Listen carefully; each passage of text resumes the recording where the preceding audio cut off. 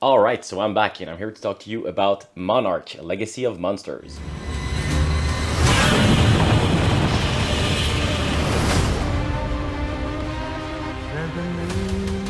So, Monarch, Legacy of Monsters is a show based on the legendary universe with Godzilla. It's kind of an expansion, and they decided to put this on Apple TV to try to expand the universe. And I was very curious about this because I'm a huge fan of the MonsterVerse. It has its highs and its lows, but I've basically every single one of those films, starting from Godzilla 2014, which is probably the best in the MonsterVerse. I have a thing for Godzilla King of the Monsters. I think their use of the kaijus and all the legacy, with Mothra and Rodan. It's really great seeing how they incorporated all those legends that we love seeing on a big screen. So a huge fan of King of the Monsters. I know some people don't like it.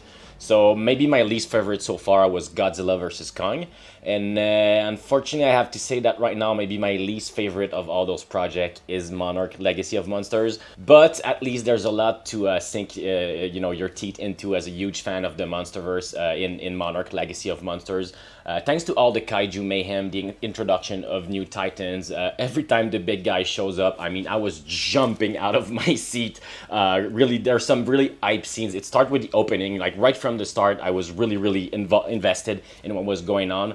The problem is that it starts losing its steam when it focuses on the corporate espionage and the family drama, which is a big part of that series.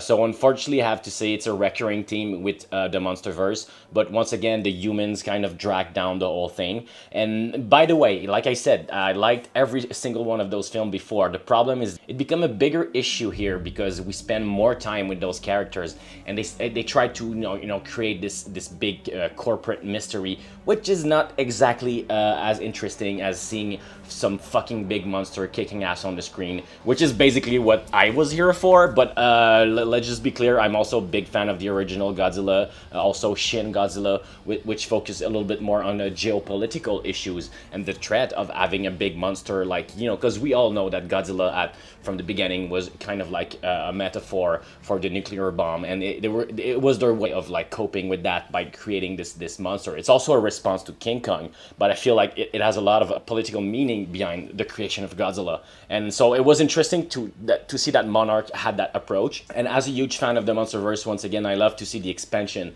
seeing Monarch as a corporation, the origin of Monarch, and all those kind of things. So there's some good stuff in that. The problem is that it's being stretched out maybe a little bit too much, and the writing can be downright bad at times. I had some trouble with the dialogue between some of the characters. The characters are really hit and miss. I love what they did with Lee Shaw, which is played by both Wyatt Russell and Kurt Russell. This is a genius ID, by the way, and the execution is there.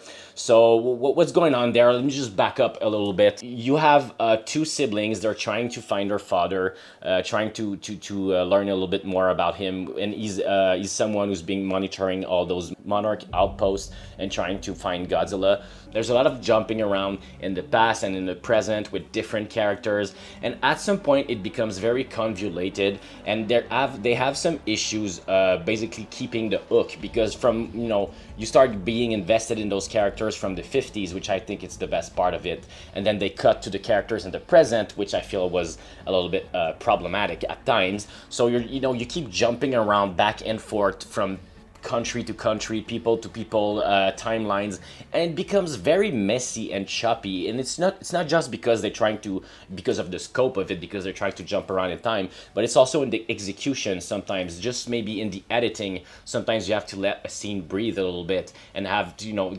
spend some time with some characters, especially if they're so crucial to the show. But as it progresses, it became very clear that the show was uneven for me. Just to give you an example, I'm not going to go into any spoilers in this review, but I absolutely adore episode 4, like some great kaiju stuff with the titans in there that I really loved.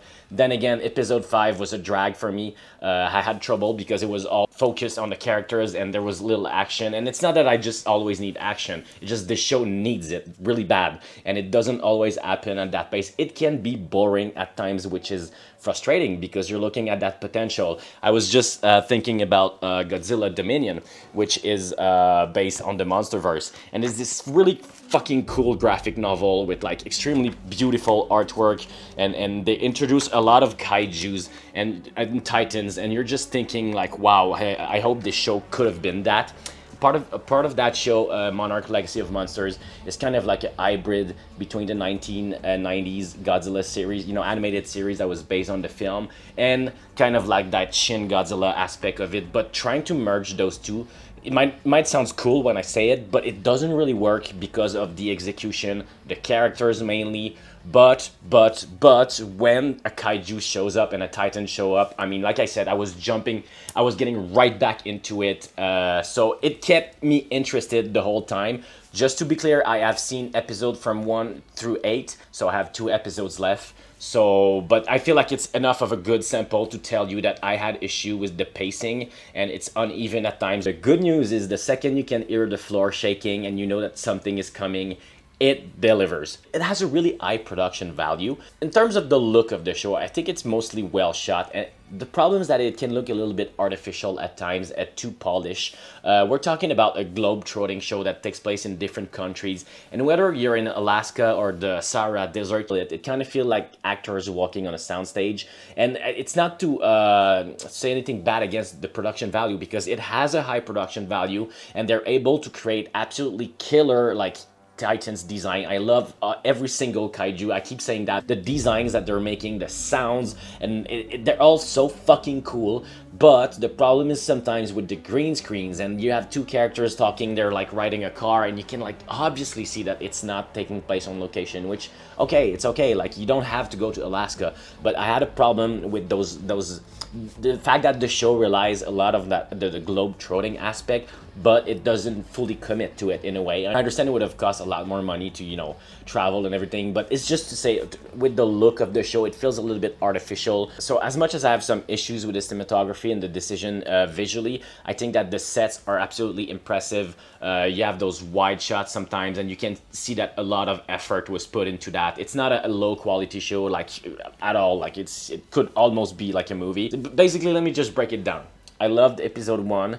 Episode 2 kind of like starting falling down, same for 3. Then by the end of 3 we get a bump, a big tease. Episode 4 was a banger. Episode 5 didn't like it. Episode 6 was great. Episode 7 didn't like it. Episode 8 was kind of good. So it keep like going back and forth, and that's frustrating in a way. And it's also affected by some bad writing and dumb decisions by some of the people we're supposed to be rooting for at times. The dialogue is somewhat problematic. I'm trying to think of an example without spoiling anything, but it's just some lines that characters would exchange, and it's supposed to be like a crescendo, like during a dialogue there's just a line that's gonna disarm the opponent, and it's supposed to be badass, but they just felt really flat at times, and you're just thinking like, is that the best you could come up with in terms of writing? Like, and it's also that some of the characters are like extremely paper thin and one-dimensional, or basically all of the episodes end with a cliffhanger. So I feel like in that way they're always able to pull you back in